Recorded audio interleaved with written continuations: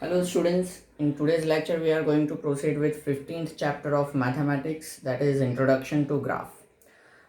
अब अगर हम देखें तो हमने बार ग्राफ पढ़े हुए हैं।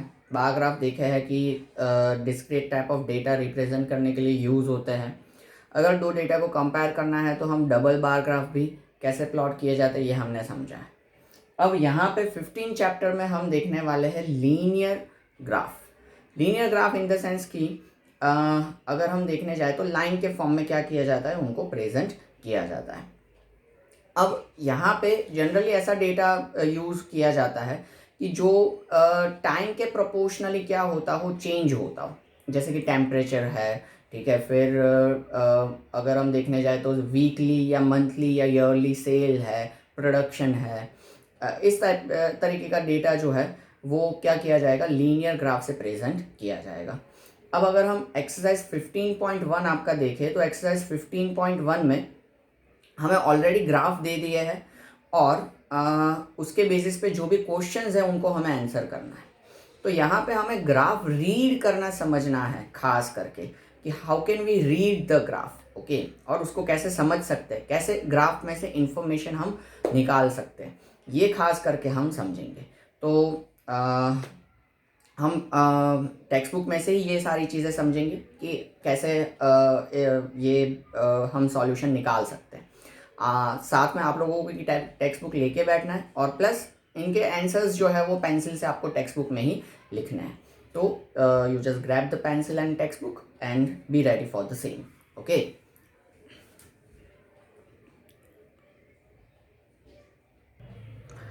Okay, so here I am with the first question of your textbook. That is, the following graph shows the temperature of a patient in a hospital recorded every hour. मतलब कि graph के अंदर यहाँ पे क्या प्रेजेंट किया हुआ है कि हर एक घंटे पे पेशेंट का टेम्परेचर कितना होता है, क्या होता है, ये प्रेजेंट किया हुआ है। So you can observe here horizontal axis will be the x axis. तो एक्स एक्सिस पे अगर हम देखें तो टाइम हमें दिया हुआ है, ओके। आप देख सकते हो यहाँ पे 9 AM, 10 AM, 11 AM, मतलब 1 आवर के गैप में यहाँ पे हमें क्या दिया हुआ है, टाइम दिया हुआ है, या 1 आवर के स्केल पे टाइम दिया हुआ है। और जो वेरिंग क्वांटिटी है डैट इज़ द टेम्परेचर, वो हमें यहाँ पे दिया हुआ है, जैसे कि 34 degree, 35 degree Celsius, 36 degree Celsius and up to 39। इस तरीके का डेटा हमारे पास यहाँ पे है। इसके बेसिस पे हमें क्या किया है, कुछ क्वेश्चंस पूछे हैं जिनके हमें आंसर्स बताने हैं। तो देखो, पहले तो हम ग्राफ को समझते हैं। यहाँ पे एक पॉइंट बना हुआ है, तो this represents what, then we can say that कि 9 AM को पेशेंट का टेम्परेचर एग्जैक्टली 35 और 36 के बीच में, यानी कि क्या होगा, 35.5 होगा यहाँ पे, ओके। फिर सेम वे दूसरे डॉट के कॉरस्पॉन्डिंग अगर हम देखें तो 10 AM को पेशेंट का टेम्परेचर होगा एग्जैक्ट 36 डिग्री। देन 11 AM को पेशेंट का टेम्परेचर होगा 39 degree and onwards data is given to us in the graph, and based on this some questions are there. So let us have a first question, that is A, what was the patient's temperature at 1 PM? तो 1 PM को patient का temperature क्या था। तो जहाँ पे भी time दिया है पहले वहाँ हम 1 PM देखते हैं, तो यहाँ इधर टाइम है तो डैट इज़ द 1 PM, और 1 PM के कॉरस्पॉन्डिंग डॉट कहाँ जाता है, तो यहाँ जाता है। ग्राफ का डॉट हमें पहले देखना पड़े। और इसके कॉरस्पॉन्डिंग अगर हम देखें तो टेम्परेचर का वैल्यू क्या बनता है यहाँ पे 36 और 37 के बीच में 36.5। तो आपके ए का आंसर क्या बनेगा, 36.5। ए का आंसर होगा 36.5 डिग्री सेल्सियस। इस तरीके के आप इसका आंसर लिख दोगे, ठीक है। देन क्वेश्चन बी अगर हम देखें यहाँ पे, तो when was the patient's temperature 38.5 degree Celsius. Patient का टेम्परेचर 38.5 डिग्री सेल्सियस कब था। तो देखो, अगर हम देखें यहाँ पे 38 यहाँ है और 38.5 यानी कि 38 और 39 इन दोनों के बीच में यहाँ पे आएगा आपका 38.5 और 38.5 के कॉरस्पॉन्डिंग ग्राफ यहाँ पे डॉट प्रेजेंट कर रहा है। तो इस डॉट के कॉरस्पॉन्डिंगली अगर हम देखने जाए तो 12 यहाँ पे है। So we can say that at 12 noon patient का टेम्परेचर क्या था 38.5 डिग्री सेल्सियस। तो बी का आपका आंसर रहेगा 12 नून। ओके, देन थर्ड क्वेश्चन, आप लोग वो क्वेश्चन जो है वो आपके नेक्स्ट पेज पे ऑब्जर्व करना, क्योंकि मैं यहाँ पे ग्राफ फोकसिंग कैमरा ही रख रहा हूँ, क्योंकि ग्राफ से हमें आंसर निकालने हैं। तो देखो, see the patients temperature was the same 2 times during the period given, then what were these 2 times? दो ऐसे टाइमिंग्स थे कि जहाँ पे पेशेंट का टेम्परेचर जो है वो कैसा रहा है, सेम रहा है। तो वो दोनों टाइमिंग्स कौन से थे, ऐसा हमें यहाँ पे पूछा है।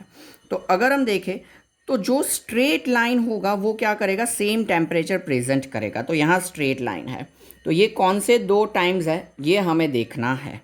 तो देखो, ये एक है 1 PM और एक के कॉरस्पॉन्डिंग आ रहा है 2 PM। So we can say that C का आंसर रहेगा एट 1 PM एंड 2 PM।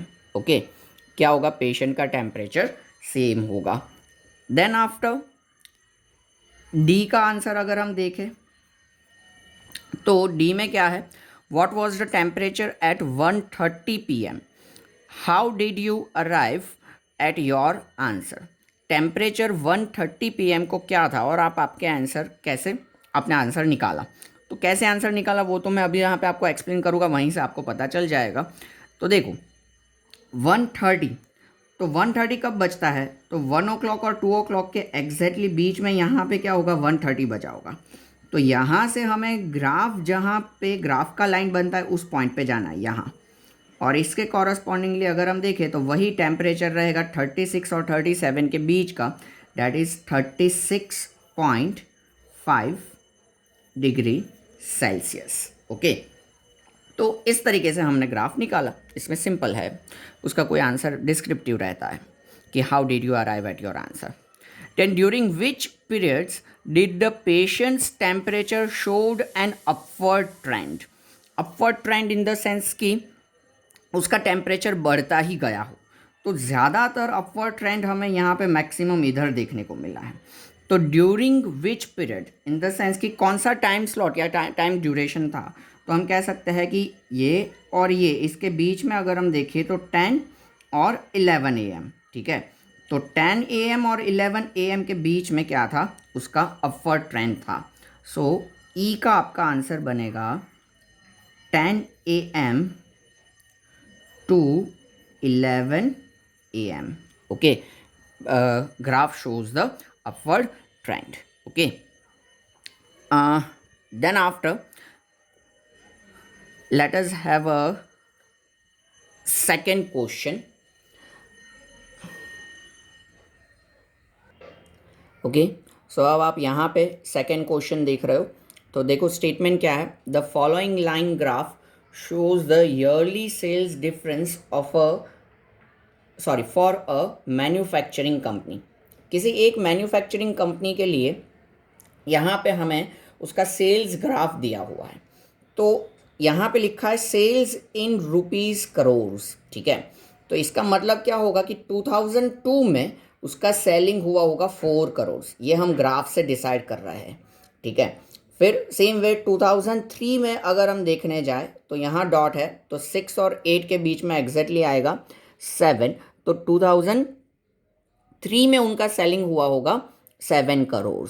ठीक है, देन 2004 में 6, 2005 में 10 और 2006 में 8 करोड़। तो इस तरीके से यहाँ पे हमें ग्राफ दिया हुआ है। अब देखते हैं हमारा फर्स्ट क्वेश्चन क्या है, what were the sales in 2002 and 2006। तो हम देखें 2002 में सेल्स था 4 करोड़। तो हमारा फर्स्ट का आंसर रहेगा 4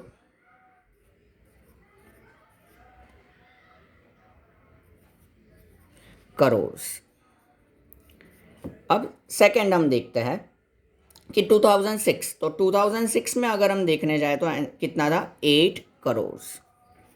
सो 8 crores will be the answer.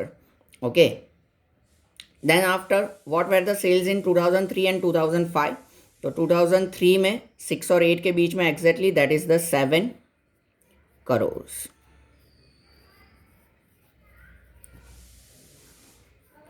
और 2005 में एग्जैक्टली कितना था, 10 करोड़। 2005 उसके कॉरस्पॉन्डिंग ग्राफ, उसका पॉइंट और उसके कॉरस्पॉन्डिंग सेल्स में कितना जा रहा है, 10 करोड़। तो इसका आंसर रहेगा आपका 10 करोड़। आपको भी इसी तरीके से टेक्स्ट बुक में ही आंसर्स लिखने हैं। Then compute the difference between sales in 2002 and 2006। 2002 और 2006 के सेलिंग के बीच का डिफरेंस देखना है। तो 2002 में था 4 करोड़ और 2006 में था 8 करोड़। तो 8 माइनस 4 यानी कि 4 crore. Okay, that will be the answer. Then D, in which year was there the greatest difference between the sales as compared to its previous year? कौन से साल में ग्रेटेस्ट डिफरेंस था? तो हम देख सकते हैं कि मैक्सिमम डिफरेंस हमें यहाँ नज़र आ रहा है। ये ग्राफ के इस तरीके के स्लोप से हम डिसाइड कर सकते हैं। तो मैक्सिमम डिफरेंस कहाँ था, 2004 और 2005 के बीच में। सो कौन से साल में? तो 2005 में मैक्सिमम डिफरेंस जो है वो जनरेट हुआ। तो यहाँ पे आपका आंसर बनेगा 2005। ओके, तो ये था आपका क्वेश्चन 2 का solution. Okay, now let us proceed with third question. तो देखो थर्ड क्वेश्चन क्या है, for an experiment in a botany two different plant A and B were grown under a similar laboratory conditions. Similar laboratory conditions में क्या किए गए थे, दो प्लांट को ग्रो किया गया था, जैसे कि यहाँ लिखा हुआ है plant A and plant B. Okay, their heights were measured at the end of each for 3 weeks. हर एक वीक के एंड पे उनका हाइट क्या किया गया, मेजर किया गया। तो आप देख सकते हो कि यहाँ पे लिखा है स्टार्ट, उसके बाद वीक्स और उसमें है first week, second week and third week, और उनके एंड पे उनके क्या क्या हाइट्स थे वो यहाँ पे क्या किया गया है, प्रेजेंट किया गया है। Okay, the results are shown by the following graph. Results यहाँ पे इस ग्राफ में हमें शो किए गए हैं। ओके, और उसके बेसिस पे क्वेश्चंस पीछे दिए गए हैं। तो अगेन आप लोगों को पेज टर्न करके क्वेश्चंस देखने होंगे। मैं यहाँ पे ग्राफ फेसिंग कैमरा रख रहा हूँ, दैट्स वाई। तो देखो फर्स्ट क्वेश्चन क्या है, how high was plant A after 2 weeks and 3 weeks. दो क्वेश्चन है, ए में दो क्वेश्चन है कि आपका प्लांट ए जो है वो 2 वीक के बाद कितना हाइट था उसका। तो eight the end of 2 weeks उसका हाइट यहाँ पे हम देख सकते हैं 2 वीक्स, उसके कॉरस्पॉन्डिंगली ग्राफ का डॉट यहाँ पे, और यहाँ किधर आ रहा है, तो हम कह सकते हैं कि 7 पे आ रहा है। तो 7 सेंटीमीटर उसका हाइट था। हम कह सकते हैं कि 2 या सेकेंड वीक के एंड पे। ओके, देन आफ्टर 3 वीक्स बोला है, तो तीसरे वीक के एंड पे प्लांट ए का हाइट अगर हम देखें तो ये तीसरा वीक और यहाँ पे जा रहा है 9 पे, मतलब कि उसका हाइट कितना था, 9 सेंटीमीटर। ओके, एग्जैक्टली हम कह सकते हैं कि 8 और 10 के बीच में क्या आएगा, 9 आएगा। तो 9 सेंटीमीटर उसका हाइट था। देन बी में भी दो क्वेश्चंस है, you can observe how high was plant B after 2 weeks and 3 weeks. तो प्लांट बी का अगेन 2 वीक पे वो क्या था, 7 ही था उसका height.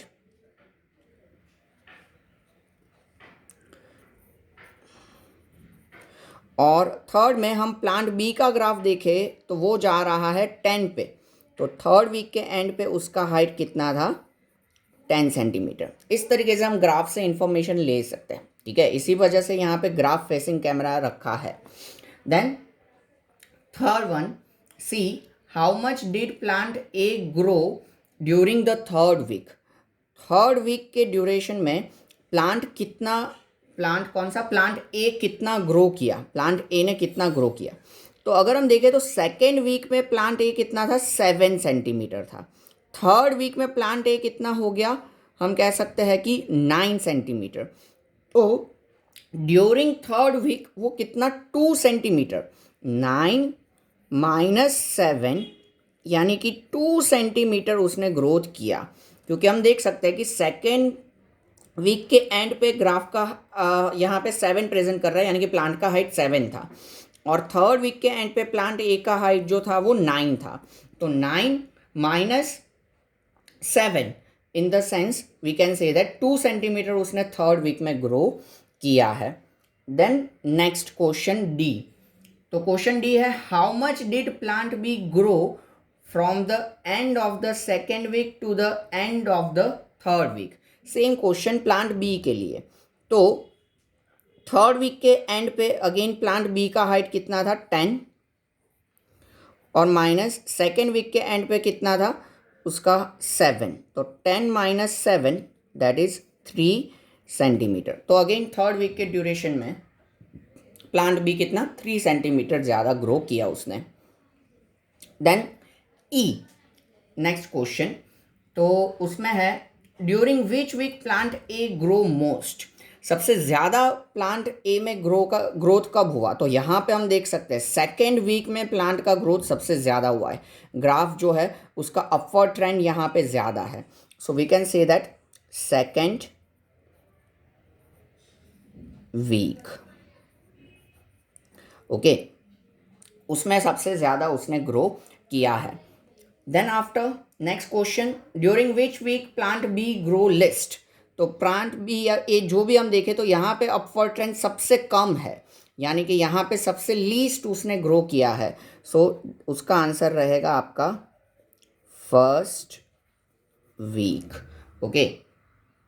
Then after next last question G इसमें है, were the two plants of the same height during any week shown here specify. तो दोनों का हाइट सेम था। तो हाँ, सेकेंड वीक पे हम देख सकते हैं एंड पे, सेकेंड वीक के एंड पे यहाँ पे दोनों का सेम हाइट था। यहाँ से तो फिर थर्ड वीक स्टार्ट हो गया ये ड्यूरेशन में, तो ठीक है। तो हम कह सकते हैं at the end of second week के एंड पे क्या था उसका, हम कह सकते हैं कि दोनों प्लांट्स का हाइट सेम था। तो ये हुआ आपका third question, okay. Now let us continue with the fourth question. The following graph shows the temperature forecast and the actual temperature for each day of a week. हर एक week के days के corresponding यहाँ पे actual temperature और forecast temperature दिया है। Now you can observe, actual temperature जो है वो कांस्टेंट लाइन से दिया गया है, और फोरकास्ट टेम्परेचर जो है वो डॉटेड लाइन से प्रेजेंट किया गया है, ओके। तो यहाँ पे देखो, Monday, Tuesday, Wednesday, Thursday, Friday, Saturday and Sunday, ये सारे वीक डेज दिए हुए हैं हमें, और कॉरस्पॉन्डिंगली टेम्परेचर यहाँ पे डिग्री सेल्सियस में हमें दिया है 5, 10, 15 एंड ऑनवर्ड्स 35 तक, ओके। तो ये जो पूरा डॉटेड लाइन है वो आपका फोरकास्ट टेम्परेचर रिप्रेजेंट कर रहा है, यानी कि जो प्रिडिक्टेड टेम्परेचर है वो, और ये जो कंटिन्यूअस लाइन है वो आपका क्या कर रहा है, एक्चुअल टेम्परेचर जो मेजर किया गया उन पर्टिकुलर डेज पे वो प्रेजेंट कर रहा है। और उसके बेसिस पे हमारे पास 4 क्वेश्चन है ABCD जिनके हमें आंसर देने हैं। तो देखते हैं फर्स्ट क्या है, on which days was the forecast temperature the same as the actual temperature. कौन कौन से दिनों पे फोरकास्ट टेम्परेचर और एक्चुअल टेम्परेचर दोनों क्या थे, सेम थे या इक्वल थे। तो अगर हम देखने जाए जहाँ पे दोनों का डॉट सेम हो, तो मंडे में देखो तो दोनों का डॉट अलग है, मतलब दोनों अलग अलग थे। ट्यूसडे में सेम था, ठीक है। तो एक तो ट्यूसडे था कि जहाँ पे दोनों का टेम्परेचर क्या था, सेम था। फिर अगर हम देखें तो यहाँ पे देखो फ्राइडे भी है, तो एक फ्राइडे था, सिर्फ F लिख रहा हूँ, shortage of the space here also. Then Saturday दोनों का डॉट अलग, संडे दोनों का डॉट सेम है, तो एक संडे भी था कि जहाँ पे दोनों का टेम्परेचर कैसा था, इक्वल था। Then B, next question, what was the maximum forecast temperature during the week. Maximum कितना था, तो सबसे ज़्यादा मतलब मैक्सिमम पीक अगर हम देखें तो यहाँ ये सबसे ऊपर है, तो उसके कॉरस्पॉन्डिंग टेम्परेचर कितना जा रहा है, 35। Okay, so 35 degree Celsius was the maximum temperature. Then C, what was the minimum actual temperature during the week. Minimum temperature तो सबसे कम यहाँ पे जा रहा है, सबसे नीचे वाला, तो ये कहाँ है, कितना है, 15 डिग्री सेल्सियस। तो minimum temperature was 15 degree Celsius. Then D, on which day did the actual temperature differ the most from the forecast temperature. दोनों के बीच में सबसे ज़्यादा डिफरेंस हो वैसा कब हो रहा था, तो सबसे ज़्यादा ब्लॉक का डिफरेंस हमें देखना है। जैसे कि यहाँ एक ब्लॉक का डिफरेंस है, यहाँ तो डिफरेंस है ही नहीं, दोनों सेम थे। यहाँ 2 ब्लॉक का डिफरेंस है, यहाँ 3 ब्लॉक का डिफरेंस है, यहाँ कोई डिफरेंस नहीं, यहाँ 2 का, और यहाँ कोई डिफरेंस नहीं। तो सबसे ज़्यादा यहाँ पे 3 ब्लॉक का डिफरेंस है, तो ऑफकोर्स टेम्परेचर भी यहाँ सबसे ज़्यादा डिफर किया होगा, 22.5 और 15। तो 22.5 माइनस 15 अगर हम करें तो 7.5 डिग्री मैक्सिमम डिफरेंस यहाँ पे आया है। पर हमें सिर्फ डे पूछा है, कौन से दिन पे ज़्यादा डिफरेंस था, तो दैट इज़ द थर्सडे। तो we can say that on Thursday maximum difference was there. तो ये हुआ क्वेश्चन 4 और उसके जो 4 अलग अलग सब क्वेश्चंस थे उनके आंसर्स। ओके, अब क्वेश्चन 5 अगर आप लोग देखो तो क्वेश्चन 5 जो है दैट इज़ ग्राफ प्लॉटिंग, तो वो अगेन हम बोर्ड पे करेंगे, ठीक है। अभी हम क्वेश्चन 6 से कंटिन्यू करते हैं। Okay, now 6th question, a courier person cycles from a town to a neighboring sub area या suburban area to deliver a parcel to a merchant. किसी मर्चेंट को पार्सल डिलीवर करने के लिए courier person जो है वो travel कर रहा है। His distance from the town at a different time is shown by the following graph. उसका डिस्टेंस यहाँ पे दिया गया है टाइम के कॉरस्पॉन्डिंग। 8 बजे सुबह बंदा निकलता है और इस तरीके से इतने किलोमीटर्स डिस्टेंस अलग अलग टाइम ड्यूरेशन पे वो कवर करता है, ठीक है।